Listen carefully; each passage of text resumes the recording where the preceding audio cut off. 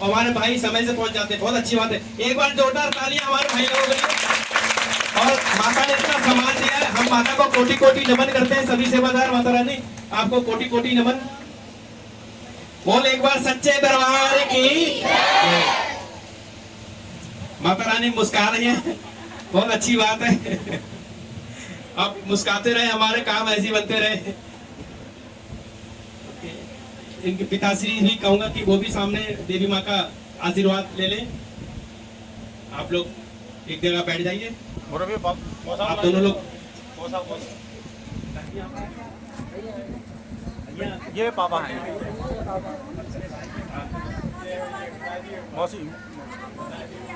ये माता रानी, ये इनके हमारे सेवादार इनके पिताश्री हैं।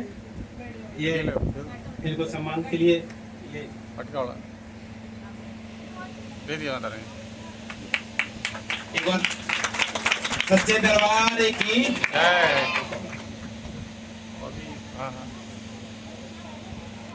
वही हाँ पूरे अरे भूरे यादव, भूरे यादव, वो पूरन भैया, आप भी माता के समक्ष आ जाए आशीर्वाद ग्रहण कर लीजिए। और ये माता रानी ये आशीर्वाद दे दो। आ जाओ आ जाओ, दोनों लोग आशीर्वाद ले लो, आशीर्वाद।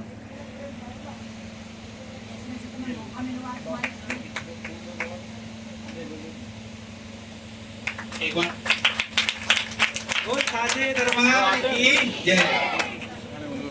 ये आप भी माता का आशीर्वाद ये भी आके ले लीजिए। अपने दरबार से जुड़े हुए हैं, हमारे दरबार में काफी समय बिताते हैं। और लो इन्हें दे दो, उन्हें उन्हें उन्हें दे दो ना।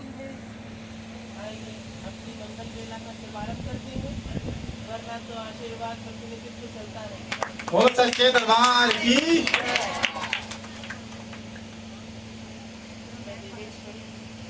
तुम्हारे पास ये पाँव है जिससे तुम चल पा रहे हो, तुम्हारे पास ये मुख है जिससे तुम बोल पा रहे हो, तुम्हारे पास ये केस है जिनसे तुम अपनी सुंदरता बिखेर पा रहे हो, तुम्हारे पास ये कान है जिनमें तुम बालियां धारण कर पा रहे हो। वरना उनसे पूछो जिनके पास ये नहीं है, इसकी कमी है, वह कितने बुरे समय के प्रतीक प्रदान कर रहे हैं। तो तुम बड़े सौभाग्यशाली हो, तुम में किसी चीज की कमी नहीं, तुम्हारे पास सब कुछ है, तुम उसका प्रयोग नहीं कर रहे हो, तुम उसका प्रयोग नहीं कर रहे, तुम उसका प्रयोग करो, उसको जानो, उसको समझो कि परमात्मा की लीला कैसे होती है। रामायण सब पढ़ेंगे, श्रीमद् भागवत पुराण सब पढ़ेंगे।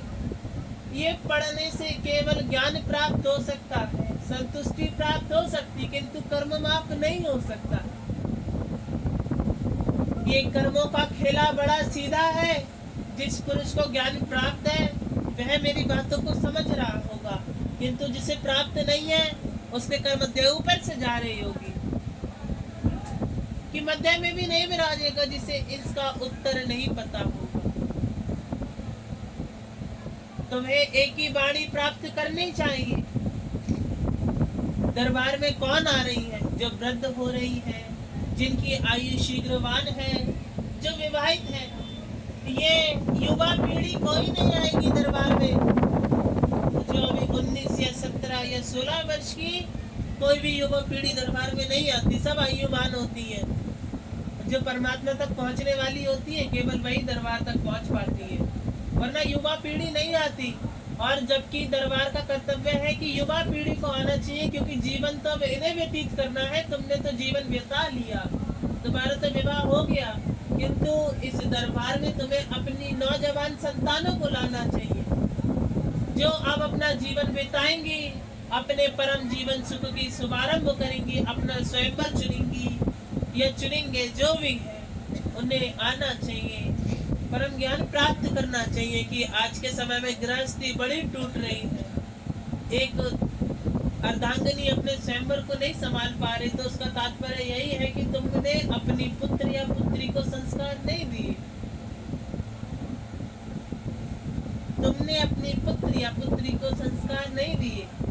और संस्कार ना देने का कारण तुम हो, क्योंकि तुम खुद तो सत्संग में गई, खुद कीर्तन में गई, खुद भजनों में गई, और तुमने कहा क्या कहीं हमारी पुत्री को नजर ना लग जाए, हम कहीं नहीं लेके जाएंगे।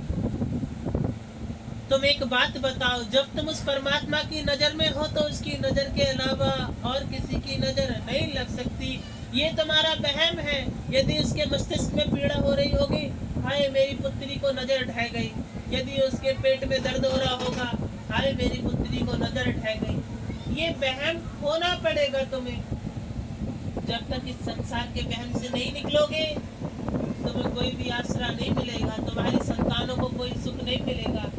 जब तुम्हारी संतान 7 से 8 वर्ष की आयु की थी, तब तुम दरबार में आकर के कह रहे थे कि हम दरबार में नहीं ले जाएंगे देवी, वो आना नहीं चाहता है। 7 से 8 वर्ष का पुत्र या पुत्री तुम्हारी इतनी जल्दी ही अनसुनी करने लगी। कैसे संस्कार है तुम्हारे, तुम अपनी एक संतान को नहीं संभाल पाए। यही सबसे बड़ी भूल है। अपनी संतानों को ज्ञान दो, थोड़ा शक्ति ढाओ उनके ऊपर। शक्ति ढाने के बाद कहो, चाहे तुम महादरबार में जाकर के बैठे रहना, किंतु तुम्हें जाना पड़ेगा, क्योंकि जहाँ सकारात्मक ऊर्जा का प्रमाण होता है, वहाँ से तनिक भर की सही किंतु बुद्धि पर असर अवश्य पड़ेगा। अपने नौजवान संतानों को भेजो जिनकी आयु बीत चुकी है, वह दरबार में आ रहे हैं, बहुत अच्छी बात है, परमात्मा की शरण प्राप्त कर रहे हैं। किंतु यदि आज के समय में परम ज्ञान किसी को पाना है तो वह युवा पीढ़ी को पाना चाहिए, क्योंकि युवा पीढ़ी का कर्तव्य है, अब वह अपना जीवन व्यतीत करेगी, अपना पार ब्रह्म को स्वीकार करेगी, अपना खुद का एक गृहस्थ बनाएंगी, अपनी संतानों को उजागर करेंगी। तो इस दरबार में उन्हें पहले आना चाहिए।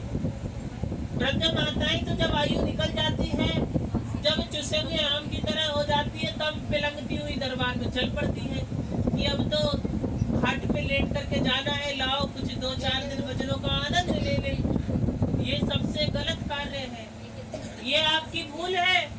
आप कार्य में कितने भी व्यस्त क्यों ना हो, दरबार में आते, माता रानी हम दरबार में नहीं आ पाएंगे, हम ये कार्य करते, हम ये कार्य करते, हमारे पास ऐसा ऐसा कार्य है।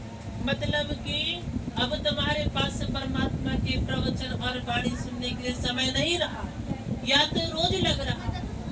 सप्ताह में प्रतिनिधित्व तुम्हारे लिए दरबार है, तुम सभी मनुष्य के लिए है। यदि तुम्हें परमात्मा की शरण अनुभूति प्राप्त करने के लिए समय नहीं है, तो समझ जाना उस परमात्मा को तुम्हारे ऊपर कृपा करने के लिए समय नहीं है। फिर चाहे तुम कितने भी बड़े सेठ क्यों ना हो, लोग हमेशा परेशान करेंगे, रोग पीड़ित बने रहोगे, क्योंकि परमात्मा शरण से रोग नाश बुद्धि शुद्धि। कि परमात्मा की शरण रहने वाला बुद्धि शुद्ध होती है और कर्म रोग सब उससे दूर रहते हैं।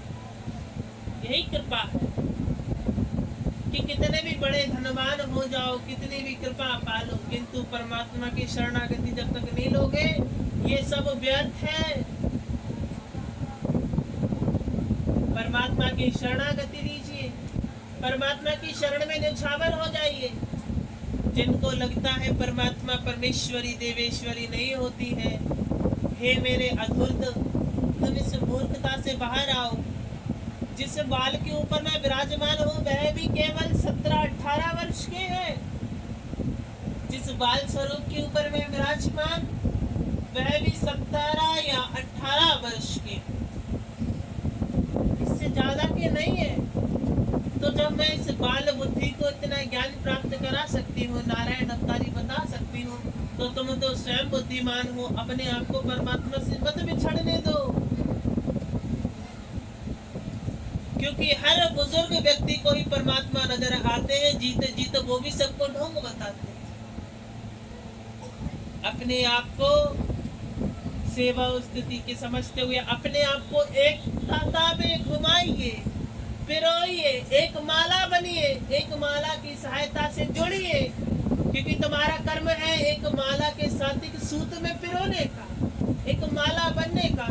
और जब ये माला परमात्मा की शरण यहाँ से देह त्याग करके जाएगी, तो परमात्मा अपने गले में धारण करेगी कि हे मेरे कमल पुष्प समान वंशजों, तुम अपना देह त्याग करके इतनी लंबी डोर की माला बना करके लाए हो, जिसे मैं ग्रहण कर सकती हूँ। हाँ, ये सत्य है कि आज का ये ढोंग बहुत है, पहले के प्राणनाथ कुश का सारा सहयोग लिया करते थे, किंतु आज के समय में कुश का कोई प्रमाण नहीं है, कोई प्रमाण की व्याख्या नहीं रही, कोई प्रमाण की स्तुति नहीं रही, किंतु माला अभी भी है, माला का जप अभी भी है। माला के जप में पिरोइए। ये नशा युक्ति, मदिरा पान, धूम्रपान, गंदा सेवन और गंदी नजरों को धिक्कारिए, ये सब तुम्हारे लिए नहीं है।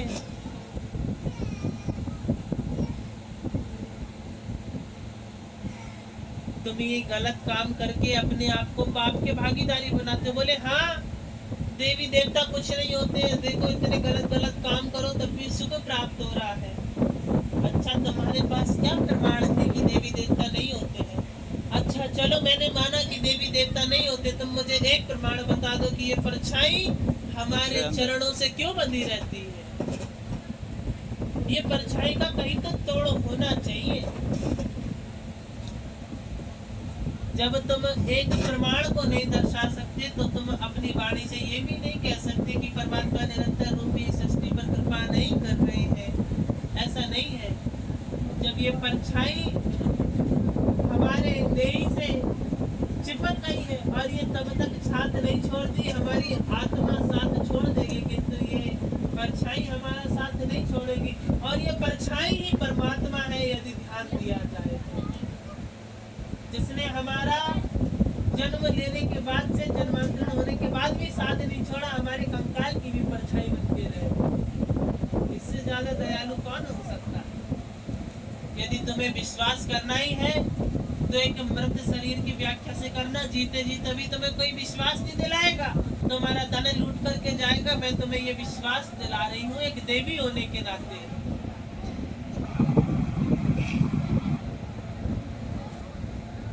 तुम मेरे शब्द ध्यान से सुन रहे हो? सभी सुन रहे हो? हाथ उठाओ, कौन कौन बड़े ध्यान से सुन रहे हो?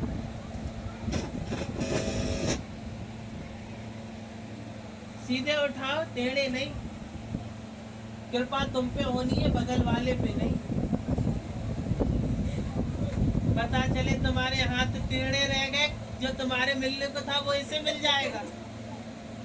हाथ सीधे रखो। अच्छा, हाथ क्यों उठवाते हैं? मुझसे प्रश्न भी किया था कि तुम तो देवी हो, जे बताओ जयकारा लेते हुए हाथ क्यों उठाते हैं? बोले भीड़ भाड़ में तुम्हारी मुंडी तो नजर आती नहीं, जो हाथ देख के समझ जाते हैं अच्छा फलाने की बहू बैठी हुई है, इस पे कृपा कर देना।